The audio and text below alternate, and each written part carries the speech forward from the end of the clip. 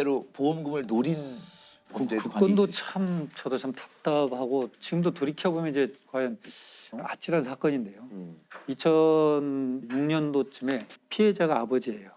아버지가 이제 조수석에 타고 아들이 운전하고 운전자의 어머니가 탑승하고 차량이 갑니다. SUV 차가. 근데 교차로에서 좌회전하면서 이미 정차돼 있던 소나타를 충격을 해요. 네. 주도를. 그러고 나서 조수석에 탔던 이 망인만 가서 보니까 이미 사망한 상태예요. 크리스마스 밤에 교통사고로 한 50대 공무원이 숨졌는데요. 일가족이 타고 있던 SUV 차량이 신호대기 중이던 승용차를 들이받았습니다. 이 사고로 SUV 차량 조수석에 타고 있던 공무원 54살 김모 씨가 그 자리에서 숨졌습니다. 가족들은 가장인 김 씨가 교통사고로 숨졌다고 진술했고 서둘러 시신을 화장했습니다. 가족이 탑승한 상태에서 조수석에 탄 사람만 돌아가셨잖아요. 네. 당연히 응급실 인턴쌤은 교통사고로 인한 사망, 의심할 여지가 없이 사망진단서 띄어졌죠. 그런데 사고 처리반은 우리 공 교수님 아시겠지만 사고 처리용 사진을 찍는 거예요. 첨부해야 돼 사진. 그 사진을 몇 장을 찍고 사망진단서는 발부됐고 사고 처리라는 것은 인정이 돼 있으니까 당연히 끝났죠. 근데 이게 이제 교통사고인데 문제는 장례 연락을 안 했어요. 부고를. 직장에도 연락하지 않고 또 형제들한테도 연락하지 않고 아무한테도 연락하지 않고 장례를 치러버려요. 파장을 해버렸어요.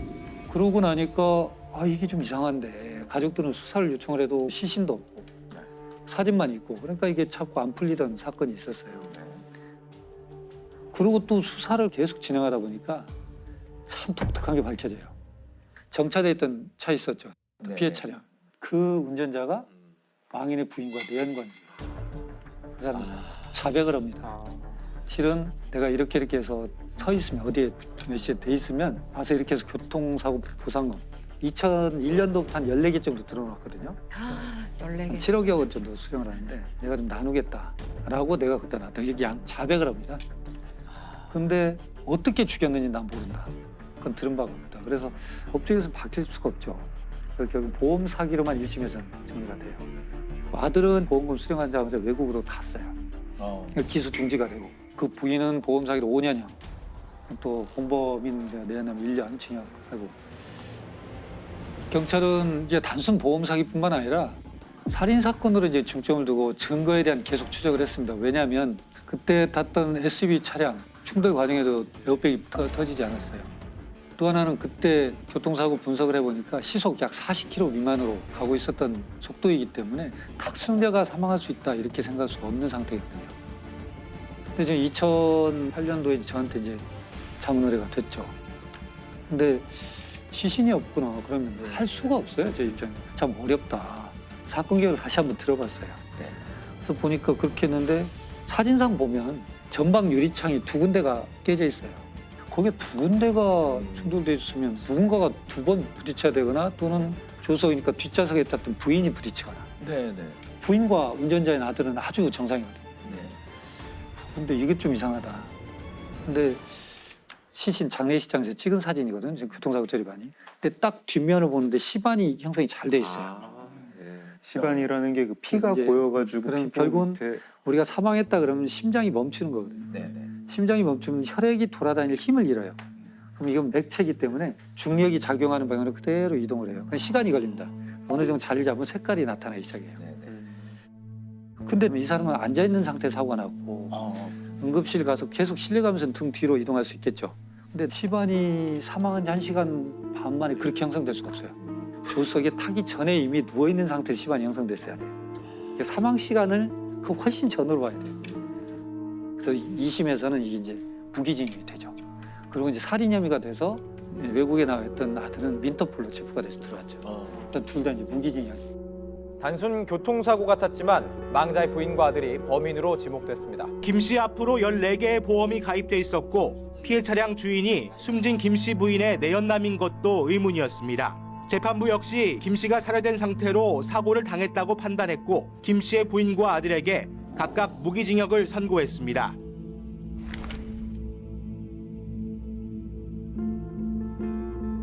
이게 만약에 등 사진을 안 찍었으면 영영 그렇죠, 몰랐던 그렇죠. 거네요. 오히려 장례를 정상적으로 좀 치렀으면 묻힐 뻔했던 거네요. 이분들의 좀 성급한 마음이 꼬리를 잡히게 된. 근데 그게 문제예요. 지금 우리나라가 뭐 OECD 국가 뭐 10위 안에 들어있고 네, 그러지만 근데 출생과 국적 취득은 굉장히 까다롭습니다. 근데 사망에 대한 것은 굉장히 허술해요. 다시 말씀드려서 원래는 장례를 치르기 위해서는 의사가 사망 진단서를 띄워주고 이 사망 진단서를 가지고 동사무소에 가서 국가한테 사망 등록을 해야 돼요. 국가가 사망 등록을 받으면서 이상 여부가 없으면 장례 허가증을 줘야 돼요. 이걸 가지고 장례를 치러야 돼요. 화장 매장 네, 허가증을 네, 네. 가지고. 근데 우리나라는 사망 등록이 그렇게 안 돼 있어요. 장례를 다 치르고 네. 사망을 안 날로부터 한 달 이내에 동사무소 가서 신고하면 되거든요. 맞아요. 그러니까 뭐 필터링이 없는 거예요. 볼 수 있죠. 그렇죠. 근데 또 중요한 건 사망 진단서가 없어도 돼요. 인후 보증이라 두 사람의 보증만 있으면 사망 등록이 또 가능합니다. 인후 보증이라는 게 그 버두자 쓰는 그냥 그렇죠. 가족도 아니고 그냥 지인이 와가지고 해주면 네. 된다. 죽음에 대해서 객관적 검증의 제도가 필요하다는 거예요. 네, 네. 법적 분쟁이 점점 늘어나는 범죄 분야도 있나요? 보험 사기가 점점 늘어나고 있다고 하더라고요. 보험 사기. 보험 사기. 예를 들어서 2016년 같은 경우에 범죄자들의 숫자가 한 8만 명 정도였다면은 2020년에는 한 10만 명 가까이, 그러니까 아주 빠른 속도로 늘어나고 있는 법정 분쟁 중에 하나라고 하더라고요. 보험 사기 금액이 대략 한 25% 정도 증가한 거고요. 사실 이것 때문에 실손 보험료가 평균 14% 올랐다니까 사실 이거는 진짜 그 사회 전체에 맞네요. 네. 이런 범죄자들 때문에 우리 모두에게 손해를 끼치는 그런 사건이라고 할 수 있겠죠. 친딸 독극물 살인 사건이라는 사실 아주 좀 엽기적인 사건이 있었어요. 2003년 10월 12일 A 씨가 자신의 두 딸과 조카 셋을 데리고 수영장에 갑니다. 수영장에. 근데 수영장에서 9살짜리 둘째 딸이 거기서 사망하게 돼요. 그 물에서 사망하게 되는데 수영장에서 뭔가 이게 의심이 된다, 좀 석연치 않다. 왜냐하면은 보통의 익사 사고 같은 경우는 이제 사람을 꺼내서 긴급 조치를 하게 되는데 그때 막 코하고 입으로 물이 나와야 된대요. 정상적인 상황이라면 그냥 조용히 그냥 죽은 거예요. 그러니까 그런 것들이 다 석연치 않았던 거예요. 부검을 하자고 얘기를 하게 됩니다. 이제 이 아이를 부검하기로 이제 부검을 해봤더니 독살됐다는 결과가 나온 거죠. 그래서 이제 조사해 보니까 그 A 씨가 익사 사고가 일어나기 전에 둘째 딸에게 음료수를 줬다는 거예요. 음료수를 너 혼자 먹으라고 줬다는데 실제 그 아이가 그 음료수를 이제 마시고 와서 다른 아이들한테 엄마가 나한테만 이거 줬어 하면서 이제 이야기를 한 목격자가 있고 하지만 이제 지금 이제 보셨지만 여기 그 결정적 증거는 없잖아요. 그래서 이제 2년 가까이 계속 그 수사가 진행되었다고 하더라고요. 이 증거를 찾기 위해서. 사건을 이제 조사해 보니까 경찰에서 바로 그 둘째 딸이 죽기 바로 전날 보험을 들었다는 거예요. 아이에게 상해보험을 들었고 보험을 들 당시에 A 씨가 돈이 없어서 보험 설계사가 그 계약금을 대신 내주면서 굉장히 무리스럽게 보험을 들었다는 거예요.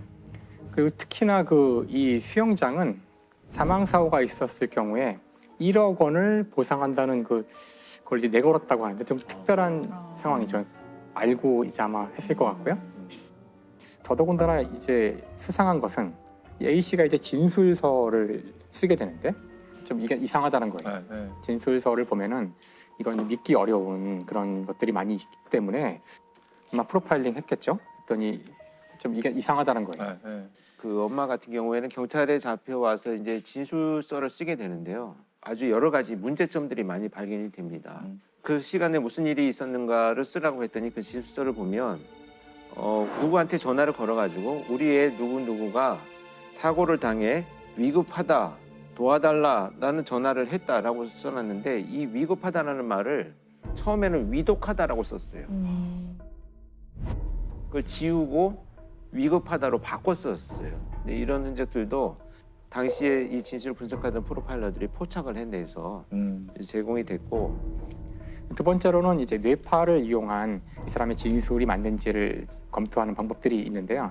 뇌파 가운데 P300이라는 뇌파 측정 방법이 있어요. P300이란 거는 그 사물을 보고서 이 사물을 내가 전에 본 적이 있다면 0.3초 후에 바로 어딘가 팍 튀는 그 뇌파가 있대요. 그걸 가지고 봤더니 뭐 범행에 사용된 것으로 보이는 요구르트병 같은 걸 이제 봤을 네. 때 뭐 반응을 한다던가 뭔가 의심스럽다. 네. 그 다음에 서로 이제 그 신문을 하고 하는 동안 미세 표정 분석 아마 다 전문 영역이실 텐데 지금 이야기한 여러 가지 증거들이 다 이 사람의 진술을 믿지 못하게 하는 결국 이제 지금까지 얘기했던 여러 가지 그 정황 증거라든가 다른 간접 증거들을 모아서 A 씨한테는 그 유죄가 선고됐고 무기징역이 이제 부용됐다고 합니다. 친딸을 살해한 혐의로 2년 만에 구속된 37살 김모 씨. 딸 이름으로 보험에 가입한 지 단 하루 만에 딸에게 독극물을 먹여 살해한 혐의를 받고 있습니다. 김 씨의 거짓말을 뒤집을 수 있었던 것은 뇌파 검사. 경찰은 김 씨에게 범행 당시 사용됐을 것으로 보이는 과자와 음료수를 보여줬더니 김 씨의 뇌파가 급격히 변하며 양성 반응을 보였습니다. 경찰은 살인 혐의로 구속영장을 신청했고 법원도 처음으로 뇌파 검사의 증거력을 인정해 구속영장을 발부했습니다. 그런데 그 이제 이걸로 이 사건이 끝나는 것이 아니라 조사 과정에서 이 내연남과 이제 통화한 여러 가지 기록들도 다 조사 대상이 되니까 그 내연남과 통화하는 중에 내연남이 이런 말을 해요. 너 또 약 먹였어?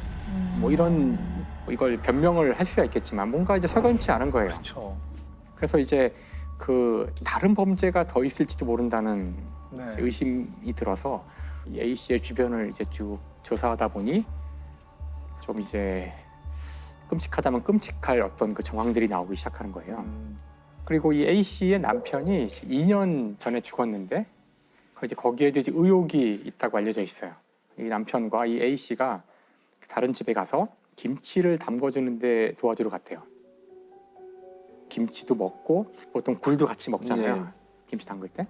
그리고 집에 왔는데 A 씨가 이제 커피를 줬는데 그 커피를 마시고서는 갑자기 쓰러졌어요. 호흡 곤란과 뭐 가슴 통증, 막 몸이 뒤틀리고 그래가지고 이제 병원에 가서 결국 이제 사망했는데 그때 이제 이 A 씨는 의사에게 그 김치하고 생굴에 대한 이야기만 하고 커피 얘기는 하지 않았던 거죠. 의사한테는. 그래서 의사는 일단 굴에 의한 과민성 쇼크일 거라고 이제 진단을 했던 것 같아요. 당시는 그냥 그렇게 처리가 됐는데 새로운 상황에서 이 사건을 들여다보니까 이 죽은 남편에게 이 보험이 2개가 있었는데 이 사고 전에 4개의 보험을 더 든 거예요. 3,700만 원의 보험금을 받게 돼요. 근데 그때는 물론 의심하지 않았던 거죠. 더 이제 놀라운 것은 그 다음 해인데 2002년 그 A 씨의 친구가 있어요. 네. 그 A 씨가 그 친구와 같이 케이크를 이제 먹었는데 그리고서는 친구가 사망을 해요. 갑자기 사람이 죽었으니까 부검을 해서 조사를 해봤는데 일단 급성 심근경색이라는 진단을 내리기는. 근데 이제 그 부검에 참여했던 그 수련이가 메모를 하나 해놨는데 약물 중독이 의심된다라고 써놓긴 했어요. 그러니까 약물 중독인 것 같긴 한데 뭐 확실하진 않고 이런 어쨌든 공식적으로는 그냥 심근경색에 의한 것으로 종료를 했는데 이 사건이 이제 엽기적인 이유는 이 죽은 이 친구가 이 사건이 일어나기 직전에 생명보험에 들어요. 근데 정말 희한하게도 이 생명보험의 수혜자가 바로 이 A 씨예요. 되게 이상하죠. 왜 친구한테 그렇게 되지? 누가 생명보험을 들 때 자기 친척이나 자기 뭐 가족이 아니라 친구한테 드는 경우는 없잖아요. 죽은 친구의 남편이 진정서를 이제 수사기관에 제출했지만 증거가 부족하다는 이제 이유로 그냥 기각됐다고 하더라고요. 이미 다 그 두 사람 다 시신이 다 벌써 처리가 돼가지고 다시 조사할 수 없는 상황이었다고 하더라고요. 결국 그래서 지금까지도 이 억울한 죽음의 원인이 풀리지 않은 거죠. 어떤 경우에는 보험금을 탈 뭐 사망 사건이나 이런 게 생겼을 경우 더 주도 면밀하게 조사하는 경우도 많이 봤고. 사실 그래서 제대로 보험금을 받아야 될 사람조차 그렇죠. 아주 고단한 그런 이 법정에 와서 오랫동안 싸워야 되는 일이 벌어지거나 하는 거죠. 목소리가 결정적 단서가 된 사건이 있었나요? 네, 있습니다.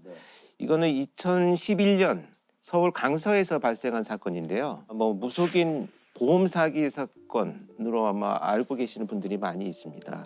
2011년 12월 31일에 119로 누군가 전화를 합니다. 네, 누구세요? 이분이 안 지나나요? 의식 상태 안 좋아요? 없어요. 이런 신고를 받고 이제 구급대가 이제 현장으로 갔죠. 갔는데 이미 도착을 해보니까 사망을 했습니다. 그렇게 갑자기 급사한 것으로 사망 처리가 되고 사건은 끝났는데 그로부터 4개월 뒤에 보험사에서 경찰청 장기미제 수사팀에 의뢰를 하는데요. 한 분이 돌아가셨는데 사망하기 한 2달 전에 정말 거액의 보험에 가입을 했다. 무려 33억 원을 지급을 했다는 거예요. 수사가 개시가 됐는데 점차 이제 의심스러운 정황들을 찾아냅니다. 이 사람의 생활에 비해서 엄청난 보험금을 계속 지급을 했다는 이제 정황이 나왔죠. 그리고 장례를 치르지는 않았어요. 갑자기 다음날 화장을 그냥 해버렸습니다. 그럼 더 이상하네. 더 결정적인 것은 이 보험금 수령액이 부모님으로 되어 있었는데 네. 딸이 사망한 것을 모르고 있었는 거예요. 그러니까 이 돈은 이 언니만 알고 있는 상황이 된 거예요. 그러니까 이제 굉장히 유력한 용의자가 됐죠. 그래서 이제 잠복도 하고 또 미행도 하고 이제 추적 수사를 막 합니다. 하는데 이 수사팀이 정말 대단한 게 뭘 포착하냐면 휴대폰을 손에 들고 있는데 공중전화를 거는 것을 봅니다. 그러니까 수상하다. 그래서 통화한 사람 상대자가 있잖아요. 이 상대자를 누군가를 찾아봤더니 광주광역시에 사는 A라는 그냥 남성이었어요. 네. 그래서 이 A씨라는 사람의 명의로 가입된 전화를 확인을 해보니까 수신된 전화는 굉장히 많은데 발신 전화는 유일하게 도시가스공사에 전화를 한 것이었어요. 그래서 이 도시가스에 전화를 해가지고 그 음성 녹음을 이제 받아요. 받아서 보니까 분명히 그 휴대폰의 주인공은 남성인데 여성이 통화를 한 목소리입니다. 이 전화. 그래서 이 A씨를 찾아갑니다. 일단 도대체 어떻게 된 거냐라고 했더니 A씨는 사실은 나한테 자주 찾아오는 손님인데 신용불량자가 되어가지고 휴대폰 개설이 어려우니 내 명의로 해서 그냥 빌려줬다라고 합니다. 네. 이 여성이 과연 누굴까라고 수사를 전개하다가 혹시라도 일치하는 부분이 있을까 싶어서 처음에 보험사에 가입을 할 때 녹음된 음성과 대조를 해봤더니 이 여성의 목소리가 같았던 겁니다. 아, 살아있었던 거네요? 살아있었던 겁니다.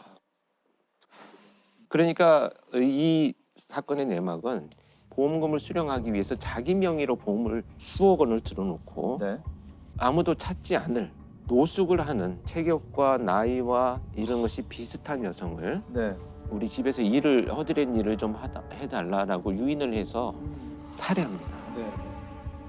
그리고 자기가 사망한 것처럼 자기의 신분증을 넣고 이 언니가 가족으로 가서 사망 선고를 받고 화장을 해버린 거죠.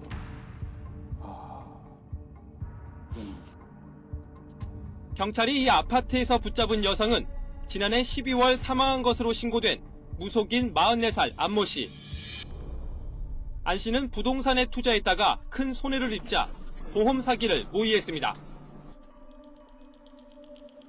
무슨 영화 같은 있네요. 결국 형량은 어떻게 됐나요? 보험 사기나 이런 것들로 7년을 선고받습니다.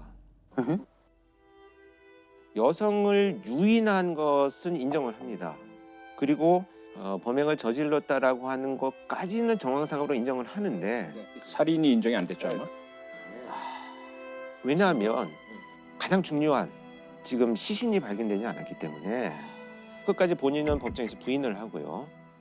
이 시신이 없고 살해의 방법이 없기 때문에 재판장에서 이것을 인정 못한다는 거예요. 초기에 이제 많은 정보들을 이제 놓쳤던 사건이죠. 물론 결론만 말씀드리면 뭐 법정에서 지문만큼 또는 DNA만큼 증거 능력이 있다 이렇게 볼 수는 아직까지는 한계가 있지만 진범을 체포할 수 있는 단서가 되는 거죠. 자, 이렇게 증거가 중요한 만큼 이 범죄자들은 계속해서 증거를 없애려고 하는 거예요.